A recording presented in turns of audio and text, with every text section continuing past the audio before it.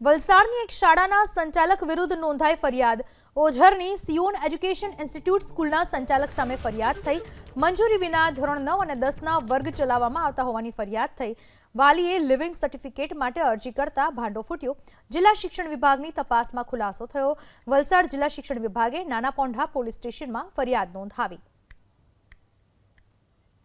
9-10ની મંજૂરી વગર એટલે માન્યતા વગર કોઈ પણ બોર્ડની મંજૂરી નહોતી, ગુજરાત બોર્ડ કે અન્ય બોર્ડની એના વગર ચાલી રહી છે અને ત્યારબાદ સમગ્ર તપાસ કરવામાં આવી।